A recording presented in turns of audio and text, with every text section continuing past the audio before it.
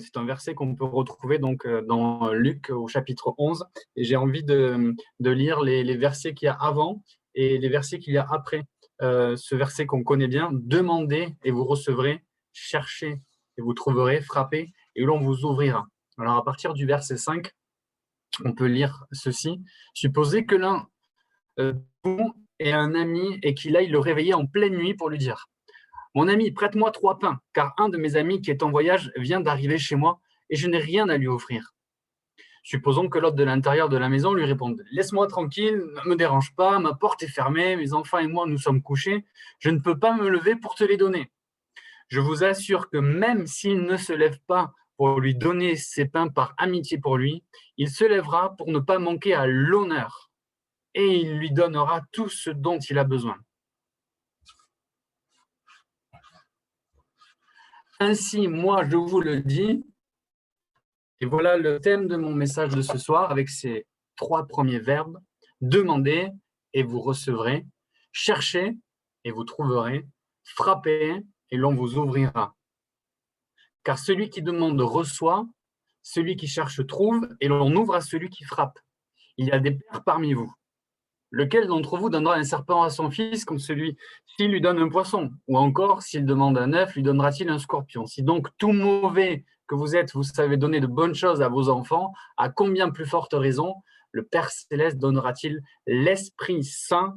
Et je pense qu'il y a un E majuscule à esprit que j'ai oublié, l'Esprit Saint à ceux qui le lui demandent.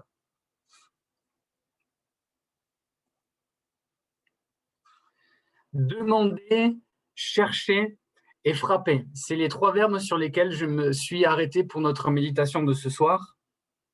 Assez simplement, mais avec quelques pensées, je l'espère et je le crois, qui vont nous faire du bien, vont nous parler et vont nous faire aller plus loin, en s'arrêtant un peu plus sur le 2e verbe, en s'arrêtant un peu plus sur chercher. Demander. Donc demander, c'est ce que nous avons l'habitude de faire pour la plupart, c'est prier, appeler, implorer, désirer, réclamer, même solliciter. Mais demander, vous le savez, mes frères et sœurs, on ne demande pas n'importe comment à notre bon Père Céleste ce dont nous avons besoin. Et j'ai retenu quelques points non exhaustifs, bien sûr, de comment demander au Seigneur. 1 Jean 5,14 nous dit: nous avons auprès de lui cette assurance que si nous demandons quelque chose, comment? Selon sa volonté, il nous écoute.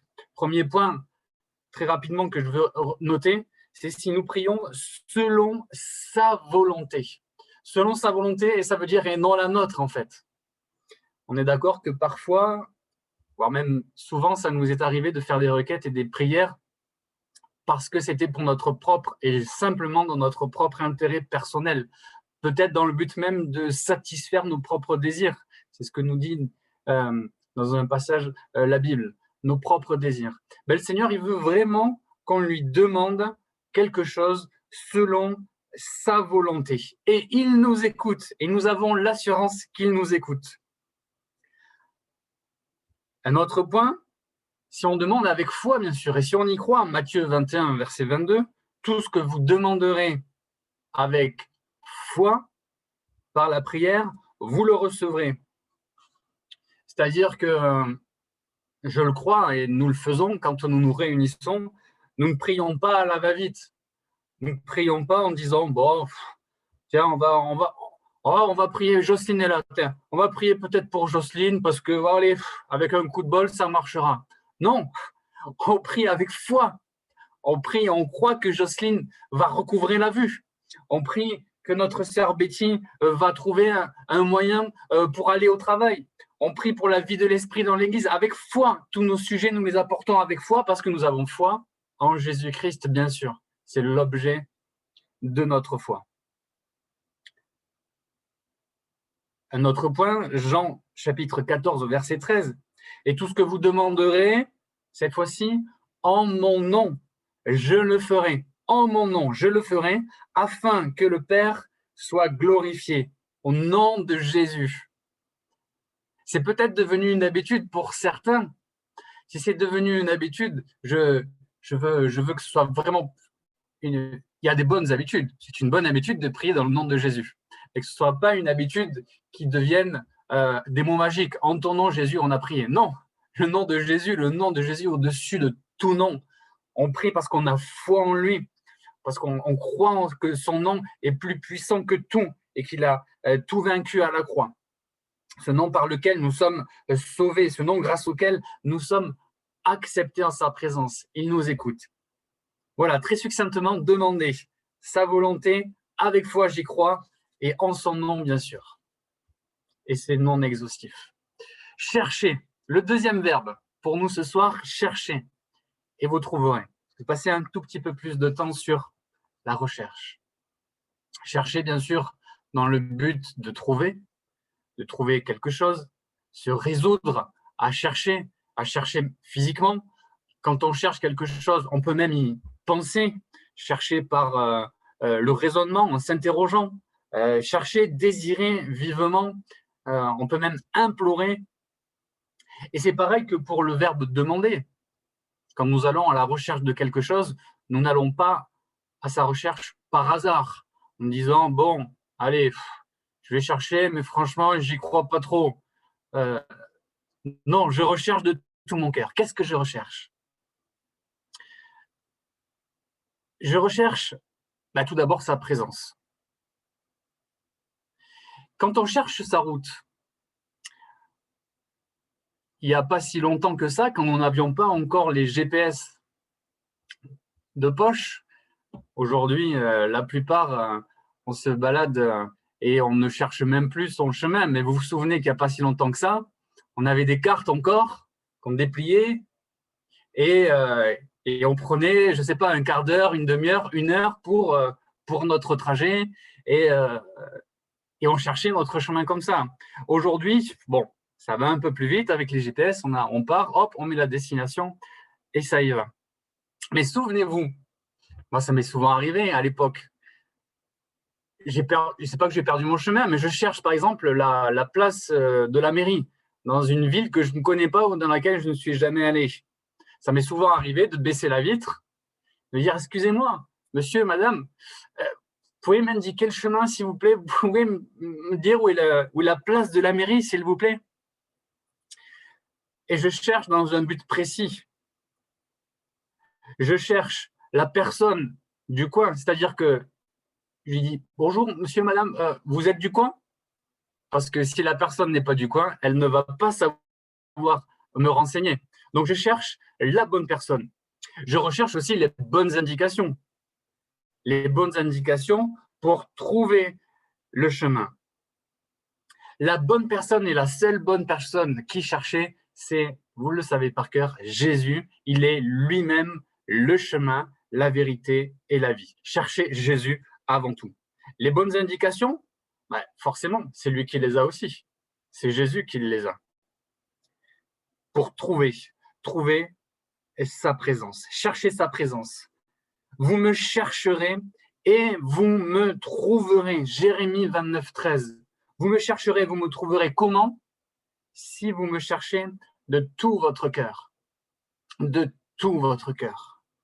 Vous qui cherchez Dieu, Psaume 69, que votre cœur vive. Mon cœur est animé et il a soif de sa présence. Cherchez sa présence. J'aime beaucoup ce verset, c'est peut-être un de mes versets favoris. Jacques 4, verset 8, « Approchez-vous de Dieu et il s'approchera de vous. » Alors que je le recherche de tout mon cœur, j'ai la promesse dans sa parole, alors que je m'approche de lui, qu'il s'approche de moi. Il nous a fait la promesse qu'il était avec nous de toute façon, tous les jours, jusqu'à la fin du monde. Et il se laisse trouver. Et c'est ça qui est formidable avec le Seigneur Jésus. C'est que alors que je le recherche, j'ai l'assurance que je suis proche de lui. Luc 12, verset 31 nous dit « Cherchez plutôt le royaume de Dieu et toutes ces choses, et toutes ces choses vous seront données par-dessus tout. » Nous sommes ses enfants, nous sommes ressuscités avec lui. Et aujourd'hui, nous ne recherchons plus, comme je le disais tout à l'heure, nos nos propres intérêts, nous recherchons les choses d'en haut, nous recherchons ce qui est impérissable, nous recherchons sa personne. Si donc vous êtes ressuscité avec Christ, Colossiens 3, verset 1, cherchez les choses d'en haut, où Christ est assis à la droite de Dieu.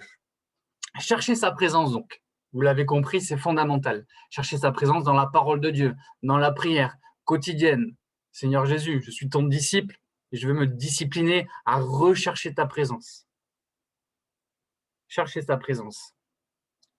Cherchez, et là ce que je vais dire là, je le dis en toute humilité et avec beaucoup de respect, avec beaucoup de crainte, c'est chercher le réveil. Et quand je repensais à ça, juste avant de se connecter, même quand on était connecté, je me suis mis un mot. Mais en fait, c'est rechercher le réveil personnel.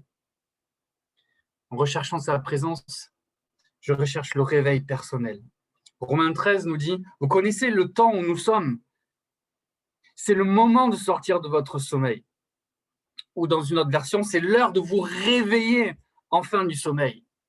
Car maintenant, le salut est plus près de nous que lorsque nous avons cru. La nuit est avancée, le jour approche. Dépouillons-nous donc des œuvres des ténèbres, revêtons les armes de la lumière, marchons honnêtement comme en plein jour, loin des excès et de l'ivrognerie, de la luxure, de l'impudicité, des querelles et des jalousies. Mais revêtez-vous du Seigneur Jésus-Christ. N'ayez point soin de la chair pour en satisfaire les convoitises.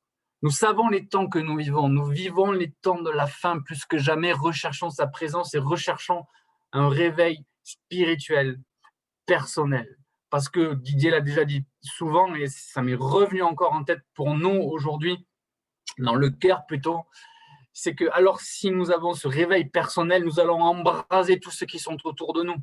Nous allons, par la vie de l'esprit qui jaillit en nous, embraser nos frères et sœurs et embraser la ville de Montauban. Et tant que nous vivons, nous le savons, j'invente rien, sont assez difficiles, touchés par le Covid, touchés par diverses maladies pour certains, divers problèmes. Et je notais dans un commentaire biblique que quand Paul dit cela aux Romains, c'est l'heure de vous réveiller du sommeil, ce n'est pas une critique, c'est un encouragement. Ça m'encourage. Sam, réveille-toi. Mais qu'est-ce que tu fais encore endormi? Mais réveille-toi. Alors, pour chercher ce réveil personnel, pour le chercher, quelques actions poussées par le Saint-Esprit. On peut faire par nos propres forces et ça marche à un moment donné, mais à un moment donné, ça ne marche plus. Poussé par le Saint-Esprit, eh bien, je me lève. Quand je cherche ce réveil spirituel, je me lève de mon sommeil. Et je me lève sur un sol solide, sur le roc, sur Jésus. Le psaume 18 nous dit ceci. J'avais mis en l'Éternel mon espérance, et il s'est incliné vers moi. Il a écouté mes cris. Il m'a retiré de la fosse de destruction, de le fond de la boue. Il a dressé mes pieds sur le roc. Il a affermi mes pas. Et quand je me réveille spirituellement, il y a quelque chose qui sort de moi. Et souvent, dans les psaumes, on le retrouve. C'est quand David est redressé, quand il est affermi, que son cœur est affermi, il y a la louange qui sort, un cantique nouveau qui sort.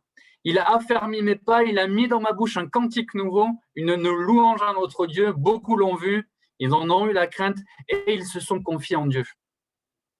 C'est ce que j'ai dit juste avant. Alors que nous sommes réveillés spirituellement, qu'un cantique nouveau sort, un chant nouveau éclate, eh bien ça éclate autour de nous. Beaucoup l'ont vu et ont eu de la crainte et se sont confiés en l'Éternel. Le but d'un réveil spirituel, c'est pas que pour nous personnels, certainement pas. C'est vraiment pour que le plus grand nombre soit sauvé autour de nous, je le crois. On a un beau bâtiment avec 320 chaises, je crois. C'est ça, si je ne me trompe pas. Bon, je crois que ces 320 chaises, voilà, elles vont être remplies. Je le crois, mais c'est pas que des mots, mais vraiment, je dis pas ça en l'air, quoi. Je ne dis pas ça en l'air. Dans quelques mois, à court terme, je le crois, alors qu'un réveil spirituel prendra place personnellement en chacun de nous, les chaises seront remplies. Merci Seigneur. Merci Seigneur. Une autre action, c'est que je décide, pour chercher le réveil personnel, je suis poussé par le Saint-Esprit et je décide de me réveiller. Je le disais, mon cœur est affermi. Le psaume 57 le dit. Mon cœur est affermi. Je chanterai encore, je ferai retentir mes instruments. Et David, il dit à son âme, réveille-toi mon âme. Réveillez-vous mon luth et ma harpe. Je réveillerai l'aurore. Je te louerai parmi les peuples, Seigneur, je chanterai parmi les nations, car ta bonté atteint jusqu'aux cieux et ta fidélité jusqu'aux nues. Élève-toi sur les cieux, ô Dieu, que ta gloire soit sur toute la terre. Oui, le but, c'est que le plus grand nombre soit sauvé, nous allions et que nous partagions l'évangile et que toute la gloire lui revienne. Et que toute la gloire lui revienne. Si un réveil spirituel personnel est enclenché en moi, ce réveil, si un réveil se réveille, je ne sais pas si ça se dit, c'est pas pour ma propre gloire, c'est pas du tout pour ma propre gloire, c'est pour sa gloire, à lui et lui seul, pour que je sois un témoin efficace là où je suis, au travail, avec mes amis, dans ma famille. Demandez, cherchez, et vous avez vu chercher, voilà. Et ça demande de la persévérance. C'est le dernier point du verbe chercher. Ça demande un peu de persévérance. Des fois, on a cette impression que ça ne vient pas. Mais Seigneur, mais je me lève tous les matins, je lis ta parole, mais je demande le baptême du Saint-Esprit, mais ça ne vient pas, ça ne vient pas, ça ne vient pas. Mais qu'est-ce qui se passe? J'ai bien aimé, c'est Alain Auderset, je ne sais pas si vous connaissez ce dessinateur, il est en Suisse, je crois, Alain Auderset. Il donnait cette image de la pompe d'eau. Vous vous souvenez de ces vieilles pompes d'eau où il fallait actionner pour que l'eau vienne. Ben, en fait, l'eau, elle ne vient pas dès le début. On y va, mais l'eau, elle est encore au fond du tuyau avant que ça jaillisse. Je crois qu'on a besoin de persévérance. J'ai besoin de persévérance pour chercher ce réveil spirituel. Alors qu'on pompe, et au bout d'un moment, l'eau jaillit. L'eau jaillit. Et ça y va. Et on a persévéré. Et ça serait bête de ne pas avoir pompé encore un dernier coup pour que l'eau jaillisse. Regardez une image sur la persévérance. Une petite image qui va parler, qui va vous parler. Vous voyez le mineur du dessus, le mineur du dessous, pardon. Il lui manquait simplement un coup de pioche pour arriver au trésor. Alors, je veux nous encourager, mes frères et sœurs, à persévérer dans nos prières, persévérer dans la communion fraternelle, persévérer dans la fraction du pain, persévérer dans l'enseignement. Persévérons ensemble, mes frères et sœurs. Ne nous décourageons pas. Ah, c'est compliqué les Zooms. Ah oui, c'est compliqué. C'est très compliqué. Mais on va s'en sortir, on va y arriver. À un moment donné, on va s'en sortir. On va s'en sortir, mais on va persévérer ensemble. Persévérons. Et enfin, très rapidement, le verbe frapper, demander, chercher, frapper. Quand on prend le mot original qui est là, c'est vraiment dans le sens, il y a un seul sens, c'est dans le sens de frapper à la porte. Frapper à la porte et l'on vous ouvrira.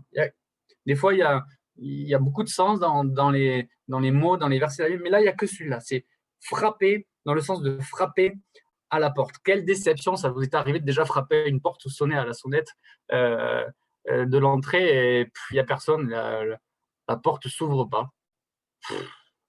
Quelle déception. Mais avec le Seigneur Jésus, il n'y a pas de déception. Pas de déception avec le Seigneur Jésus. Il le dit lui-même, c'est lui-même la porte.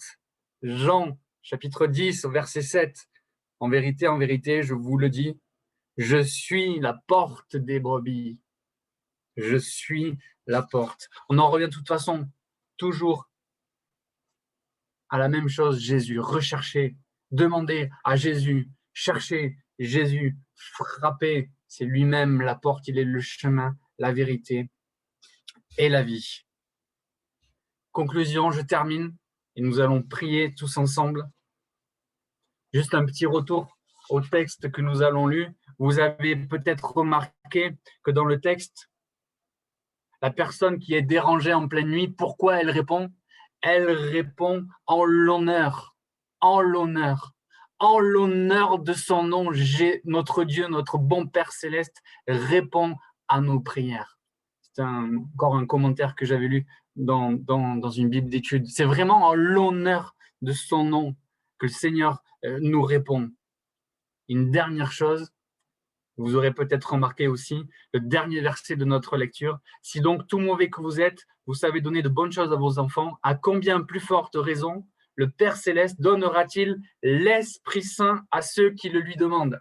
Mes frères et sœurs, il y en a encore parmi nous qui demandent de persévérer, le Saint-Esprit, persévérer dans le baptême du Saint-Esprit et que toute la gloire lui revienne. Alors demandons ce soir avec foi, demandons en son nom, demandons et nous recevrons.